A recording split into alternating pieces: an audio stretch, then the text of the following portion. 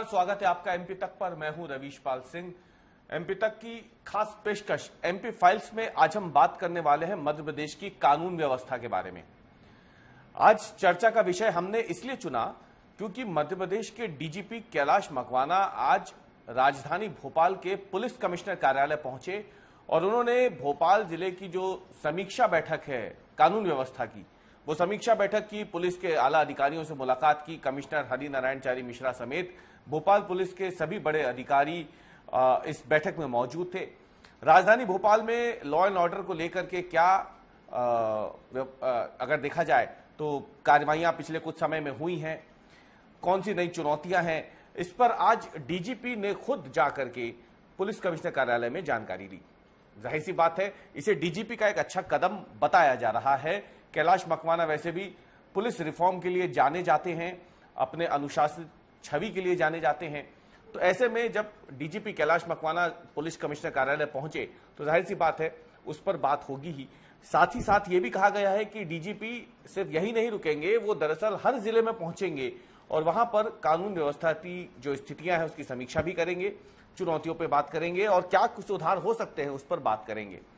लेकिन इस बीच में मध्य प्रदेश में कानून व्यवस्था की स्थिति अगर हम देखें, जिसमें पिछले कुछ महीनों का रिकॉर्ड अगर उठा के देखें तो कई गंभीर सवाल खड़े होते हैं और उसी पे आज हम चर्चा करने वाले हैं। फिर भले ही वो अलग अलग जिलों में पुलिस अधिकारियों की या पुलिस कर्मियों की पिटाई से संबंधित मामले हों, मध्य प्रदेश में अगर देखा जाए तो पिछले कुछ समय में जो धार्मिक जुलूसों या उत्सव त्योहार के दौरान हिंसाएं हुई हों उसकी बात हो, या फिर अगर हम बीते 4-5 दिनों की बात करें जिसमें हम छतरपुर में देखें, सागर में देखें, आदिवासी बहुल इलाकों में देखें, झाबुआ अलीराजपुर में कानून व्यवस्था की जो स्थिति बनी, भोपाल में एक धार्मिक जुलूस के दौरान युवक की हत्या हो जाती है, तो क्या वाकई में स्थितियां ऐसी बन गई है कि डीजीपी को खुद मैदान में उतरना पड़ रहा है? हमारे साथ वरिष्ठ पत्रकार रिजवान अहमद सिद्दीकी मौजूद हैं इस पर बात करने के लिए। रिजवान जी, आपकी शुरुआत मुझे बहुत अच्छे से मालूम है, अपराध की कवरेज से आपने शुरुआत की थी, क्राइम की कवरेज से आपने मध्य प्रदेश में शुरुआत की थी। डकैतों का वक्त समय हुआ करता था, डकैत तो भले ही अब चले गए हो, लेकिन मध्य प्रदेश की कानून व्यवस्था की स्थिति पे पिछले कुछ समय से कई गंभीर सवाल खड़े हो रहे हैं। इससे पहले आप और हम जब मिले थे तब भी हमने बात की थी कि ऐसे पहले कभी स्थितियां नहीं बनी कि लगातार एक के बाद एक कई जिलों से पुलिस के पिटने की खबरें सामने आ रही हो, बाकायदा पुलिसकर्मियों की हत्या तक हो गई थी। जब हम बात करते हैं छतरपुर जिले में भी पिछले हमने कुछ देखा कि महिला को उसके बच्चों के साथ उठा के ले जाया जाता है। इसी तरीके का एक वाकया झाबुआ अलीराजपुर में सामने आ जाता है। 2 दिन पहले भोपाल में, जो कि राजधानी है, जहां कमिश्नरेट सिस्टम लागू है, वहां पर युवक की हत्या हो जाती है धार्मिक जुलूस के दौरान। तो कानून व्यवस्था पे सवाल खड़े हो रहे हैं, क्या इसीलिए डीजीपी को अब मैदान में उतरना पड़ रहा है? रवीश जी, देखिए, डीजीपी जैसा आप भी उनके बारे में कह रहे थे, कैलाश मकवाना एक ऐसे अफसर हैं, बहुत संवेदनशील हैं, मीडिया फ्रेंडली भी हैं और वो रिस्पांस उनका बहुत क्विक है। अगर हम आप कभी उनको कोई संदेश भेजते हैं तो उसका रिस्पांस आता है और ईमानदार छवि भी है उनकी, ये भी है। लेकिन क्या एक व्यक्ति के ईमानदार होने से या एक व्यक्ति के इस तरह से सोच लेने से बहुत चीजें बदल जाएंगी? व्यक्ति जो मुखिया होता है उसके करने से बहुत कुछ बदलता है, लेकिन सब कुछ नहीं बदल सकता। और दूसरा, जो सिस्टम हो गया हमारे यहाँ अपराध के अब कई तरीके हो गए। एक तो साइबर क्राइम हो गया बहुत बड़े पैमाने पर और बहुत प्रशिक्षित पुलिसकर्मी इसमें लगेंगे। लेकिन मैदान में जो कुछ भी हो रहा है, लोगों में उत्तेजना बहुत बढ़ गई है, लोगों में वो अनुशासन की भी धीरे धीरे कमी हो रही है, इसलिए कि सब कुछ बहुत हद तक मध्य प्रदेश में भी यूपी और बिहार की तर्ज पर सब कुछ पॉलिटिक्स के इर्द गिर्द घूमने लगा है। पहले ऐसा होता नहीं था मध्य प्रदेश में।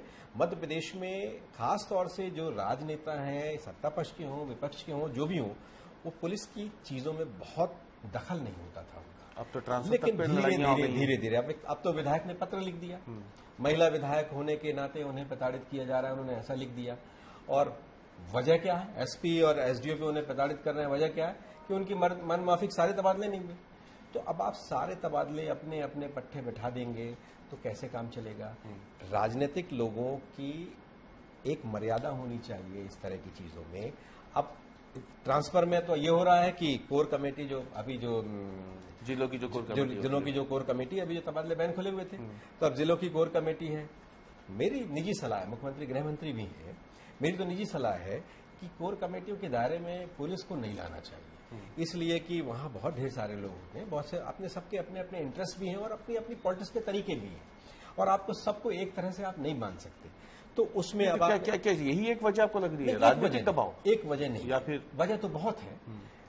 पुलिस बल की कुछ कमी, मनोबल की कमी हो गई है, कुछ बहुत ज्यादा लंबे समय तक एक जगह रहने। अभी डीजीपी ने बहुत अच्छा कदम उठाया है जी बिल्कुल, कि उन्होंने मत दिया है, बिल्कुल उन्होंने यहां से वहां इधर से उधर कर दिया, जो अंगद की तरह जो डटे हुए अकेले भोपाल में 700 पुलिसकर्मी, बहुत बड़े 600 करीब, बहुत बड़े पैमाने पर किया, और इसका एक संदेश भी दिया है, इसलिए कि एक नेक्सस बन ही जाता है। पुलिस और अपराधियों का एक लंबे समय तक आपस में संवाद, संपर्क, सब कुछ होता है, और ये तो ह्यूमन बीइंग है, और लंबे समय तक जब आपका किसी संपर्क होता है तो कहीं ना कहीं किसी न किसी स्तर पर जाकर कोई ना कोई सहानुभूति पनपती है, कोई ना कोई लालच पनपती है, बहुत तरह की चीजें। तो आप जब बैठने नहीं देंगे, एक साथ नहीं रहने देंगे, तो इसका असर पड़ेगा। डीजीपी ने एक अच्छा कदम उठाया, लेकिन ये सुधार बहुत लंबे समय से इसकी जरूरत थी। एक दिन में ये चीजें बदल नहीं सकती, और हत्या या इस तरह की जो चीजें हैं वो तत्कालिक उत्तेजना में ज्यादातर होती है, बहुत कुछ सुनियोजित मध्य प्रदेश में नहीं होता, लेकिन वो तत्कालिक उत्तेजना में होती है। लेकिन आजकल हो क्या रहा है, पुलिस के काम बहुत अधिक बढ़ गए, जैसे धार्मिक जुलूस, अन्य तरह के जो जुलूस हैं, इनकी संख्या मैंने देखा है कि मध्य प्रदेश में बाढ़ सी आ गई है। हर व्यक्ति इस तरह की जुलूस निकालना चाहता है, और हर उत्सव को बहुत जबरदस्त और सड़कों पर आकर करना चाहता है। अब सड़कों पर करना चाहता है। दूसरा, ऐसे समय में पुलिस के हाथ बांध दिए गए, ये बहुत सबसे चिंता की बात यह है कि पुलिस के हाथ बंधे हुए हैं। थोड़ी सी सख्ती कर दे, तबादला हो जाता है, मुकदमे कायम हो जाते हैं, और उस समय उस अफसर के साथ एक भी व्यक्ति खड़ा हुआ नहीं दिखता। मध्य प्रदेश में ये था कि आप अगर कोई जुलूस या प्रदर्शन कर रहे हैं तो आप घातक हथियार लेकर नहीं निकलेंगे, लेकिन ऐसी चीजों को प्रोत्साहित किया जाने लगा है। बहुत बड़े पैमाने पर लोग हथियार लेकर घूमते हैं। तो इससे क्या होता है, धीरे धीरे एक संदेश जाता है कानून के प्रति लोगों का, जो डर के साथ साथ उसके प्रति एक सम्मान का भाव, वो धीरे धीरे घटता है। और अगर हम ऐसा करेंगे तो जाहिर है कि कानून व्यवस्था पर, और पुलिस की एक पुराना तरीका था सामुदायिक पुलिसिंग का, उस पर भी एक अभाव हुआ है उसका भी, इसलिए कि पुलिस उन सारे वर्गों को जो ये मानती थी कि कहीं ना कहीं उनका कोई संरक्षण नहीं होगा, उनकी बात नहीं सुनेगा, पुलिस वहां तक भी पहुंचती थी। तो इस सामुदायिक पुलिसिंग का बहुत गंभीर स्तर पर अभाव हुआ है, विश्वास घटा है। लेकिन पुलिस पे विश्वास घटने के इतर अगर हम देखें रिजवान जी, तो जो हम घटनाएं देख रहे हैं, तस्वीरें सामने हैं, मतलब खुलेआम गोली चलाते हुए एक महिला और उसके बच्चों को लेकर के सबके सामने से ले जाया जाता है। गोली लगने से पति उस महिला का घायल हो जाता है, लेकिन अब तक पकड़ भी नहीं आया आरोपी।